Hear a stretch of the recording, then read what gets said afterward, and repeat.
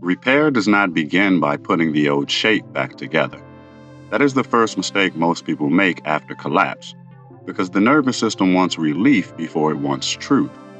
It remembers the former structure, the former rhythm, the former identity, and assumes healing means returning to the last recognizable version of life. But collapse does not only break what was false, it also reveals what was no longer strong enough to carry the next stage of becoming. Tone repair begins when the field stops asking how to restore the previous form and begins asking what can now hold without pretending. This is a different kind of healing because it does not treat damage as the enemy. Damage becomes information. Fracture becomes evidence of where pressure exceeded coherence. Loss becomes a map showing which agreements, habits, identities, and relationships were held together by force rather than living alignment. You may notice this in ordinary life long before you have language for it. Something falls apart, and everyone around you wants the situation to go back to normal. But normal is often just the name people give to a pattern they understood, not a pattern that was truly whole. The old normal may have been functional, familiar, even comforting, but familiarity is not the same as coherence. A repaired tone does not ask whether life feels recognizable. It asks whether life can become more honest after the break. This is why re-coherence is not recovery in the usual sense. Recovery often means regaining the ability to operate. Re-coherence means the field reorganizes around a truer center. You can recover quickly and still remain internally divided. You can function again, speak clearly again, produce again, smile again, and still be running on a patched version of the same distortion that created the collapse. Re-coherence moves slower because it is not trying to make the surface believable. It is rebuilding the relationship between presence, function, and truth. The mechanism is simple, but it is not easy. After collapse, the field contains fragments of what used to hold meaning. Some fragments carry actual tone. Others carry memory of tone. Others carry pain, fear, identity attachment, or survival strategy. Repair begins by learning to distinguish between what still carries life and what only carries association. If you cannot make that distinction, you will rebuild with the same materials that failed under pressure. This is where people often confuse grief with guidance. They feel grief for the old form and assume that grief means the old form must be restored. But grief is not always an instruction to return. Sometimes grief is the sound of attachment releasing its claim on structure. Sometimes it is the body admitting that a former arrangement mattered, even though it can no longer carry the future. A mature field learns to honor grief without making grief the architect. Re-coherence requires a different kind of patience than preservation. Preservation tries to hold the pieces still so nothing else gets worse. Re-coherence allows certain pieces to keep moving until their real relationship becomes visible. That movement can feel unstable, especially to someone who survived collapse and now wants certainty. But early certainty after collapse is often just the mind trying to regain control before truth is finished sorting the field. If repair is rushed, the new structure becomes a memorial to the old wound instead of an evolution beyond it. You can see this in relationships that try to heal too quickly. An apology comes, the tension lowers, the connection resumes, and everyone feels thankful because the distance has closed. But the deeper question remains untouched. What structure allowed the distortion to continue before the break? If that question is not answered through changed behavior, the relationship has not repaired. It has only learned how to survive the first collapse. The next fracture may look different, but it will emerge from the same unexamined architecture. This is also true inside the self. A person can experience breakdown, gain insight, adopt new language, change their habits, and still rebuild around the same central fear. The outer pattern improves, but the inner organizing principle remains unchanged. They become healthier in appearance while still obeying the same hidden contract. Re-Coherence asks for more than improvement. It asks whether the self is willing to stop organizing around the fear that collapse exposed. That is why tone repair always includes a period where identity feels unclear. The old self cannot lead because the old self was shaped around the structure that failed. The new self cannot fully lead because it is not yet cohered. This middle space is often mistaken for confusion, but it is really the field refusing premature identity. Something is forming, but it will not become stable until the surviving fragments are tested against truth. The test is not dramatic. It appears in small places. What do you reach for when you feel unsafe? What story do you repeat when you want to feel justified? What kind of person do you become when repair requires humility instead of explanation?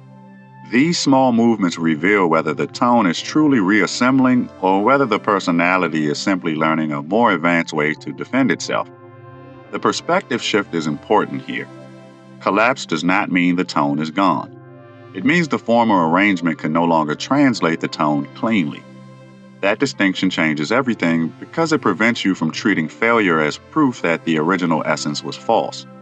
Sometimes the tone was real, but the structure built around it was too small, too rigid, too performative, or too dependent on old identity. Repair does not abandon the tone. It frees the tone from the shape that began distorting it. Once this is understood, loss becomes less simple. You stop asking only why something ended and begin asking what was being protected by its ending. You stop treating every fracture as evidence of spiritual failure and begin seeing fracture as one way coherence refuses captivity. This does not make collapse pleasant or easy. It makes collapse readable. And once collapse becomes readable, repair becomes more than survival. The implication is not that everything should be restored. Some friendships should become quieter. Some identities should become smaller. Some roles should fall away entirely. Some systems should not be rebuilt because their collapse was the first honest thing they had done in years. Re-Coherence is not sentimental. It will not preserve a form simply because you loved it. It preserves only what can carry tone without lying. This is where repair becomes sacred in the plainest sense.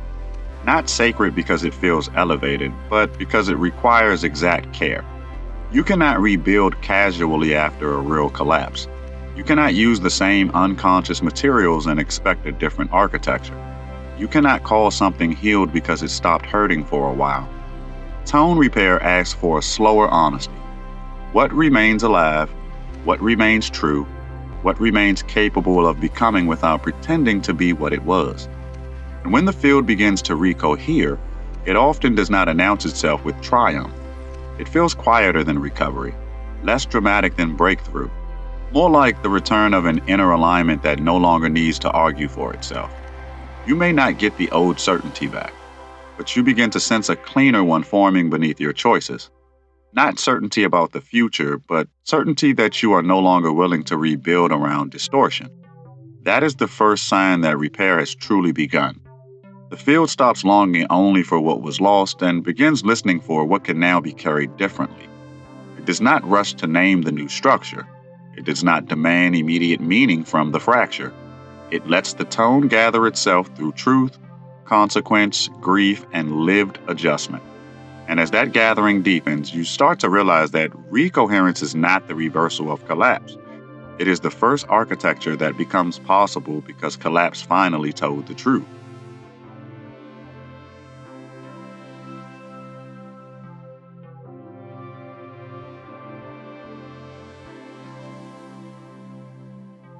A repaired tone does not become innocent again.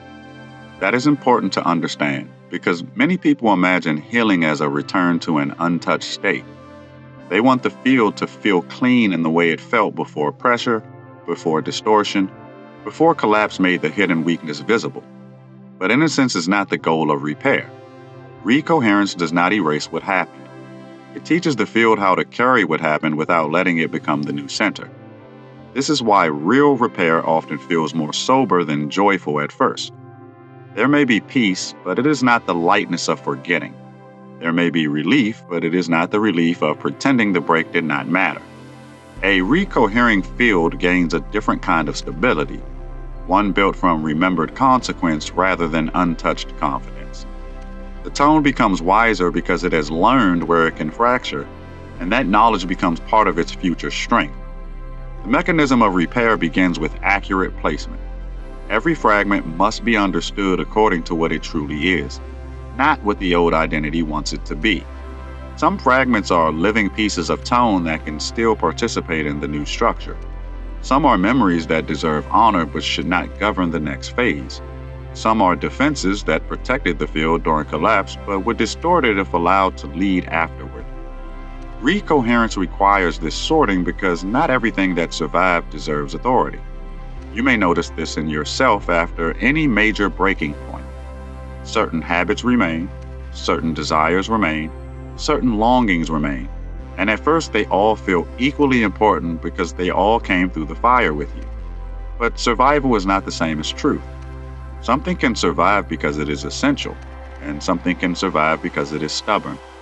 Tone repair asks you to listen carefully enough to know the difference before you build around either one. This is where the perspective shifts from restoration to discernment. The old question was, how do I get back what I lost? The deeper question becomes, what did the collapse reveal about what was actually carrying me? Sometimes the answer is humbling because you discover that the strongest part of you was not the identity you were defending. It was the quiet capacity underneath that kept adjusting, witnessing, and refusing total surrender to distortion. Repair begins to trust that deeper capacity more than the image that broke. In relationships, accurate placement may mean that love remains, but the old agreement cannot. Affection may be real, history may be real, care may be real, and still the former structure may be unable to carry the truth revealed by collapse. This is one of the hardest lessons in recoherence because people often assume that if love is real, the form must be restored. But love and structure are not identical. Love may survive a collapse while the arrangement built around it does not. The implication is not that repaired fields become cold or detached. It is that they stop confusing feeling with architecture. Feeling tells you what mattered. Architecture determines what can hold. When those two are confused, people rebuild relationships out of grief, guilt, nostalgia, or fear of emptiness. When they are distinguished, love can become more honest, even if it has to take a different shape than the one the heart first wanted. This same principle applies to identity. After collapse, you may feel tempted to gather your old names around you, because names create quick orientation. You may want to say, this is who I am now. This is what it meant. This is the lesson. This is the new path. But quick naming can become another form of control. Sometimes the most truthful identity after collapse is the willingness to remain unnamed while the tone finishes gathering. That unnamed period can feel like weakness if you are used to clarity as self-definition. But it is often the most important phase of repair. The field is learning to move without forcing itself into a premature shape. It is testing which responses still come from fear and which responses now come from alignment. It is letting new coherence form through lived evidence rather than immediate declaration. You will know a tone is repairing when its choices become simpler without becoming smaller. There is less performance, less inner negotiation, less need to convince yourself that distortion is acceptable. But there is also less drama around truth. The field does not need to announce every boundary as a revolution. It begins to live the new arrangement quietly, consistently, and with less dependence on being understood by those who only knew the former shape. This is why recoherence often changes your relationship with explanation. During collapse, explanation can feel necessary because the self is trying to preserve continuity. After repair begins, explanation becomes more selective. You no longer need every person to understand the new structure before you honor it. This is not withdrawal from communication. It is the recognition that coherence cannot be negotiated into existence through over-explaining. A repaired tone also develops a new relationship with pressure. Before collapse, pressure may have been treated as a threat, a demand, or an enemy. During collapse, pressure may have felt like proof that everything was failing.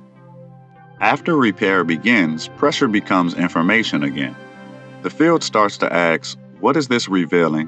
What is being asked to adjust? What cannot carry this weight anymore? That change alone signals a major shift from survival into re-coherence. The deeper implication is that repair makes you less loyal to forms and more loyal to function. You may still value the people, practices, ideas, and structures that shaped you, but you no longer treat their familiar appearance as proof of truth. If a form stops carrying tone, you can see it sooner. If a new form begins carrying tone, you can recognize it even before it becomes socially legible. Re-coherence teaches the field to follow living alignment rather than inherited arrangement. This is how tones reassemble without reverting to prior identity. They do not reject the past, but they refuse to be organized by it. They carry memory without letting memory become the architect. They carry consequence without letting consequence become fear. They carry grief without letting grief become command. The repaired tone is not untouched. It is not hardened. It is responsive in a way that only something tested can become. There is a quiet dignity in this kind of repair. It does not need to prove that the collapse was worth it. It does not rush to make suffering meaningful in order to feel safe again. It simply begins to move differently, and over time that movement reveals that something truer has formed. The field may still remember the fracture, but it no longer organizes around the wound.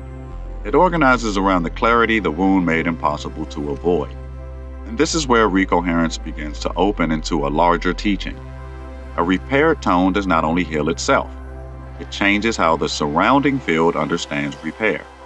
It shows that collapse does not have to end in nostalgia, bitterness, or forced reinvention. It shows that something can break, remain honest about the break, and still become more capable than it was before. Once that becomes visible, the question is no longer whether the old form can return, but what kind of future only becomes possible when the tone refuses to rebuild around what already failed.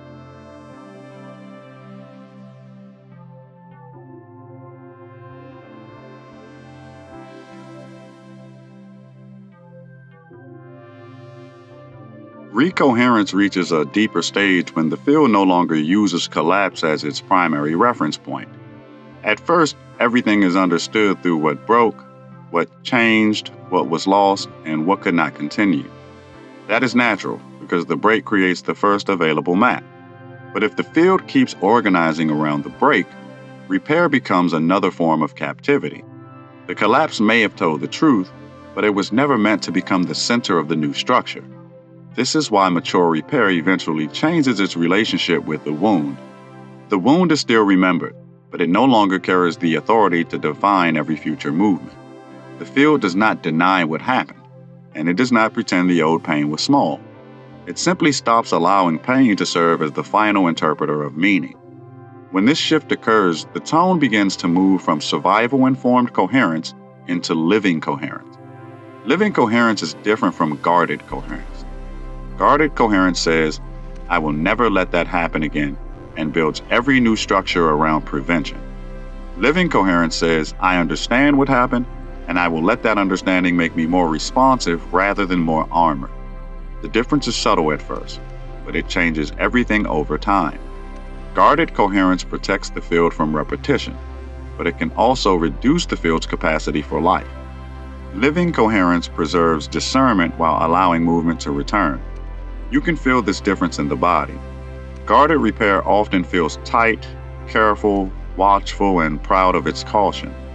Living repair feels steady, awake, and less interested in proving that it has learned. It is not careless, but it is not organized around fear. It knows the cost of collapse, yet it does not make fear the architect of the next becoming. That is one of the clearest signs that re-coherence has moved beyond damage control. At this stage, the mechanism of repair shifts from sorting fragments to testing new relationships. The field begins asking what can now connect without repeating the old distortion. It tests new rhythms, new boundaries, new forms of expression, and new ways of being present. This testing is not experimentation for its own sake. It is the way tone discovers which arrangements can carry its next expression without shrinking it back into the past.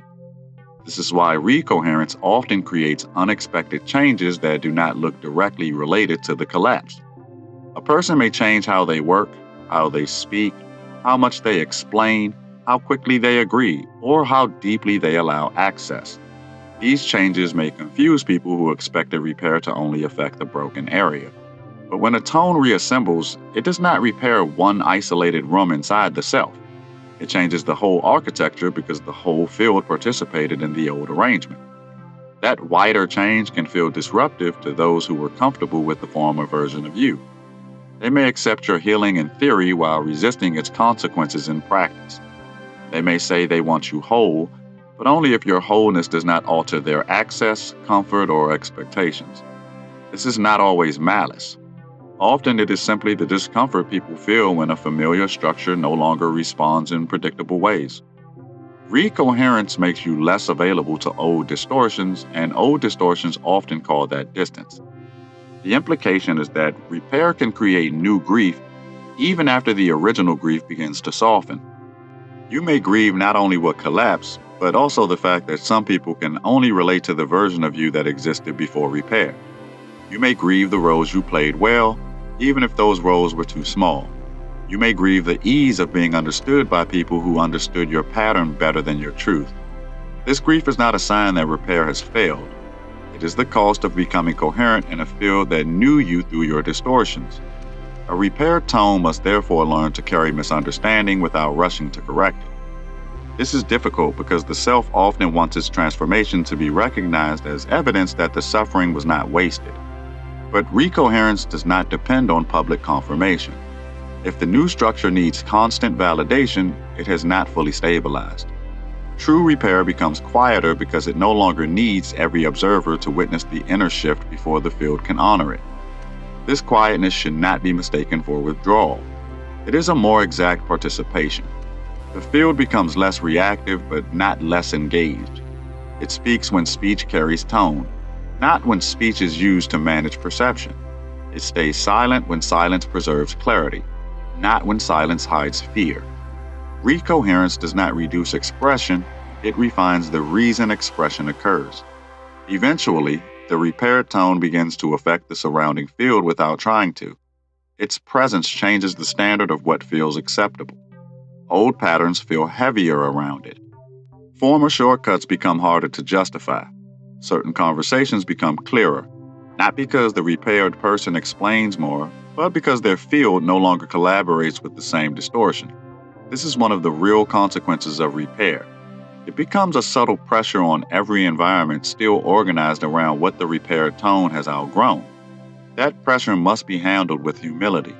A repaired tone can easily become proud of its clarity, especially after surviving collapse. It may begin to look down on the field still repeating patterns it has moved beyond. But pride is one of the earliest ways recoherence can harden into a new distortion. The purpose of repair is not to become superior to what broke. The purpose is to become more faithful to what is alive. This is why the deepest repair includes compassion, but not the kind that collapses boundaries. Compassion after recoherence means you can understand why something is distorted without agreeing to be shaped by it. You can remember your own former confusion without returning to it. You can see the humanity in what is unfinished without volunteering your tone as a holding cell for someone else's avoidance. This kind of compassion is clean because it does not need denial in order to remain kind. As the repaired tone strengthens, it becomes capable of carrying complexity that would have overwhelmed the old structure. This does not mean life becomes easier. It means the field becomes more honest under pressure. New responsibilities may appear, new relationships may form, and new creative or spiritual work may become possible. The tone can now hold more because it is no longer spending so much energy maintaining a false shape. What looked like loss begins to reveal itself as released capacity. That released capacity is often the hidden purpose of recoherence. Collapse removed arrangements that were consuming tone without returning life.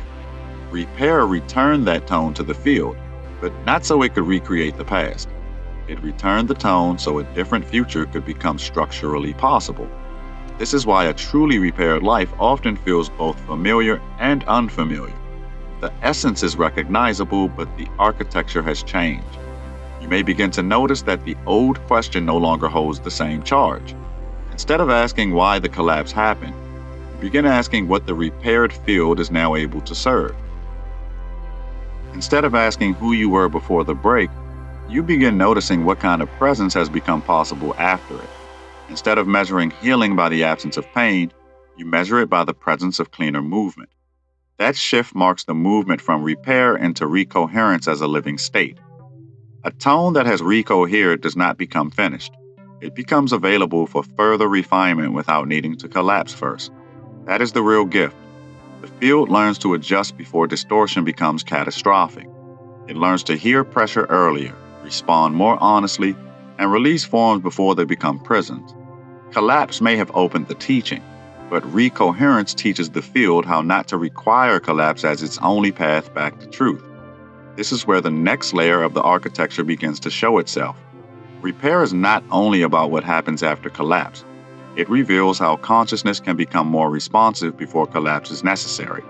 It shows that coherence is not a static achievement, but a living relationship with truth, pressure, memory, grief, and future possibility.